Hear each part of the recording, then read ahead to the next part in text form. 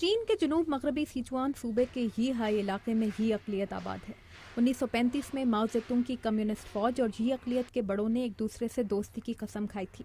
یہ ہائی گاؤں کے سردار ساما شوگو اس وقت کے ہی سرداروں کی اولاد ہیں جو اس تقریب کے روح رواں تھے۔ بعد میں میرے والد ماؤ زیتونگ کی ریڈ آرمی کے لیے گائیڈ اور مترجم بن گئے اور انہیں اپنے گاؤں میں بھی بہت اہمیت ملی۔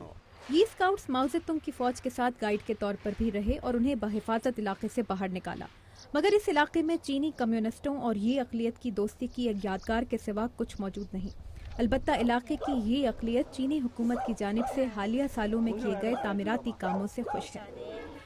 لیکن تبتی اقلیت سے تعلق رکھنے والوں کی یادیں ماؤ زیتونگ کی فوج سے متعلق زیادہ خوشگوار نہیں۔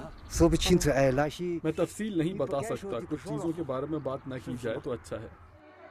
جنگین شین جنوبی چین کا ایک مشہور کمیونسٹ گڑھ تھا جسے دیکھنے کے لیے مس یو دور دراز سے یہاں آئی ہیں۔ یہ کہتی ہیں کہ ماؤ زیتونگ اور دیگر رہنما اس وقت لڑائی میں مصروف تھے اور یہاں رہنے والے زیادہ تر غریب تھے۔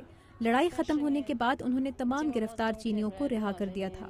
چینی حکومت اس وقت یہاں ریڈ ٹورزم کو فروغ دے رہی ہے، جس کے تحت لوگوں کو ماؤ زیتونگ کے نظریات سے واقف کرانے کے لیے اہم کمیونسٹ یادگاروں کی سیاحت کی حوصلہ افزائی کی جا رہی ہے۔ ہاؤ، جنہوں نے اپنا پہلا نام نہیں بتایا، ان سینکڑوں ایئر فورس کیڈٹس میں سے تھے جو یونان کے اس مشہور باؤتا پگوڈا کو دیکھنے آئے ہیں، جہاں کمیونسٹ فوج نے اپنا لانگ مارچ ختم کرنے کے بعد پڑاؤ ڈالا تھا۔ ہم وہ جگہیں دیکھنے کے لیے آئے ہیں جو کمیونسٹ فوج نے اپنے سفر کے دوران دیکھی تاکہ ہمیں اپنے بزرگوں کی قربانیوں کا احساس ہو۔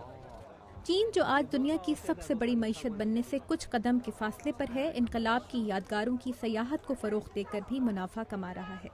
یونان میں آپ کو ایسے بہت سے لوگ ملیں گے جن کی آمدنی کا ذریعہ کمیونسٹ فوج کے یونیفارم پہن کر سیاحوں کے ساتھ تصاویر بنوانا ہے یا پھر انقلاب چین کی نشانیاں فروخت کرنا۔ یہاں آنے سے کمیونسٹ لیڈروں کے ذہن صاف ہوتے ہیں، انہیں یاد آتا ہے کہ پرانا وقت بہتر تھا، اب کی طرح نہیں جب ہر طرف بدعنوانی ہے۔ یونان میں انقلاب چین کی یاد میں قائم عجائب گھر کے صحن میں ماؤ زیتونگ کا مجسمہ نصب ہے۔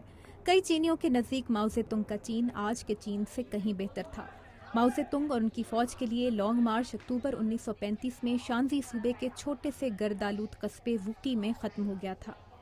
ووکی قصبے کی سیر کو آئے سیاح لی کا کہنا ہے کہ انہیں چین میں دولت کی تقسیم پر اعتراض ہے۔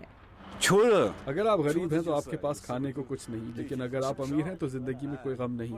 آپ مہنگی سے مہنگی سگریٹ پی سکتے ہیں، جو دل چاہے کر سکتے ہیں۔ لی کو تشویش ہے کہ جدید چین اخلاقی زوال کا شکار ہو رہا ہے اور اگر ماؤ زیتونگ زندہ ہوتے تو شاید ایسا نہ ہوتا۔ اسٹیفنی ہو کے ساتھ تابندہ نعیم، اردو VOA۔